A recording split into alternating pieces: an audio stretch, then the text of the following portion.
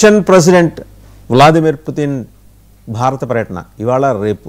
So Delhi మొత్తం police NSG అలాగే Russia నుంచి వచ్చిన భద్రతా సిబ్బంది వాళ్ళ చేతుల్లోకి వెళ్ళిపోయింది. అంటే అట్మోస్ట్ కేర్. ఆయన ఢిల్లీలో పర్యటించడానికి వీలుగా రష్యా నుంచి కారు కూడా ప్రత్యేకంగా తెచ్చుకుంటున్నారు. జనరల్ ప్రోటోకాల్ వాళ్ళ భద్రతా కారణాల దృష్ట్యా అన్ని రకాల జాగ్రత్తలు తీసుకుంటారు. ఇంతకుముందు కూడా ఇలా వివిధ దేశాల అధ్యక్షులు వచ్చినప్పుడు వారి ఆ దేశాల భద్రతా వ్యవహారాలకు సంబంధించిన భద్రతా సిబ్బంది కూడా వచ్చారు. అండ్ అదొకటి. దాంతోపాటు అర్జెంటుగా పోపు గారు రంగంలోకి దిగారు. వెనిజులా మీద ఈ మిలిటరీ చర్యకి దిగమాకండి, కూర్చొని మాట్లాడుకోండి, వాళ్ళకి కావాల్సింది ఏదో ఇచ్చేయండి అని అటు వెనిజులా ప్రెసిడెంట్కి కూడా చెప్పారు. ఆశ్చర్యం, ఇన్నాళ్ళు లేని శాంతి దూతలు హఠాత్తుగా రంగం మీదకి వచ్చేస్తున్నారు. ఇవన్నీ అటుంచితే ఇది ఇంటర్నేషనల్ నేషనల్ వ్యవహారాలు అయితే, తాజాగా తెలంగాణ ముఖ్యమంత్రి రేవంత్ రెడ్డి గారు హిందూ దేవీ దేవతలపైన చేసిన వ్యాఖ్యలకు సంబంధించి దుమారం రేగింది. సో బీజేపీ గట్టిగా డిమాండ్ చేస్తుంది ఆయన తన వ్యాఖ్యలు ఉపసంహరించుకోవాలి. వీటన్నిటికీ సంబంధించి సమగ్రంగా డిబేట్లో చర్చించడానికి విశ్లేషించడానికి మనతో ఉన్నారు పెద్దిరెడ్డి రవికిరణ్ గారు, బీజేపీ అధికార ప్రతినిధి. నమస్తే రవికిరణ్ గారు. అలాగే పాపారావు గారు, రాజకీయ విశ్లేషకులు, వారికి కూడా పురుషోత్తం రెడ్డి గారు నమస్తే అండి. మన్యం కోటేశ్వరరావు గారు, political analyst and senior journalist, వారికి కూడా నమస్తే. To start with Purushottam Reddy గారు, ముందు పుతిన్ గారి పర్యటన, రక్షణ ఒప్పందాలు. సో ఈ 2 రోజులు చాలా ఆశలు పెట్టుకున్నాయి 2 దేశాలు. ఇన్ఫ్యాక్ట్ అవసరాలు అలాంటివి పరస్పరం.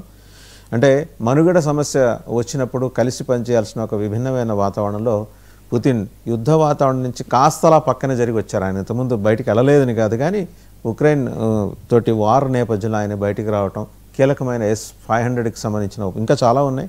S-500 ప్రొడక్షన్ అయితే ఇక్కడే జరగబోతోంది. దానికి సూత్రప్రాయంగా ఒక అంగీకారానికి వచ్చే అవకాశం ఉందంటున్నారు. ఏమంటారు? వాసుదేవన్ గారు, అందరికీ నమస్కారం. బేసిక్గా విదేశీ వ్యవహారాల విషయంలో ఏ దేశంతోనైనా మిత్రత్వం, అవగాహన, వాణిజ్య అవగాహన, రాజకీయ దౌత్య అవగాహన అనేది అవసరం. అంటే 2 ఉంటాయి.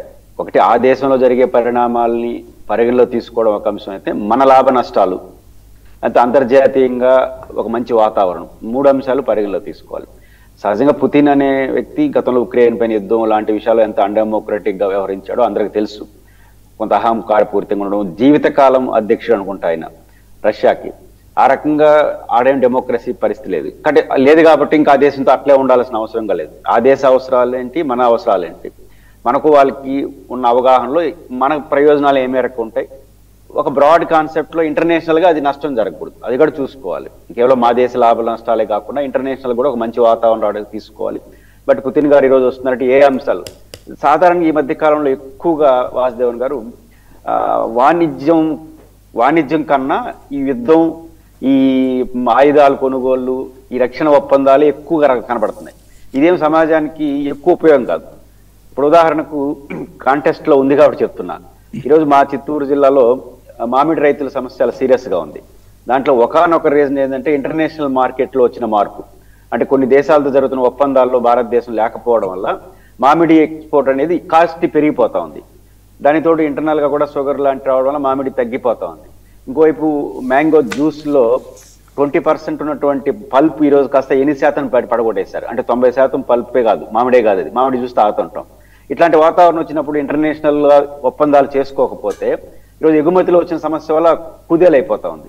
ఈ రకంగా భారతదేశానికి విదేశాలు జరిగిన ఒప్పందాల్లో మన వ్యాపారాలు వాళ్ళకి పోవడం, వాళ్ళ వ్యాపారాలు మనకు తీసుకోవడం ఉభయతారకంగా ఉండే విధంగా మనం చర్యలు తీసుకుంటే బాగుంటుంది. నేను కాన్సెప్ట్ ఎందుకు చెప్పానంటే, మన ప్రజల ప్రయోజనాలు ఎక్కువగా ఉండేట్టుగా మనకు ఒప్పందాలు జరిగితే ఉభయతారకంగా ఉంటుంది. బట్ రష్యాకున్న పరిమితి దానికి ఉన్నాయి. ఎందుకంటే ఆ దేశం వ్యవహార శైలి, ముఖ్యంగా పుతిన్ వ్యవహరించే తీరు చాలా ప్రమాదకరమైన పోకళ్ళు ఉన్నాయి.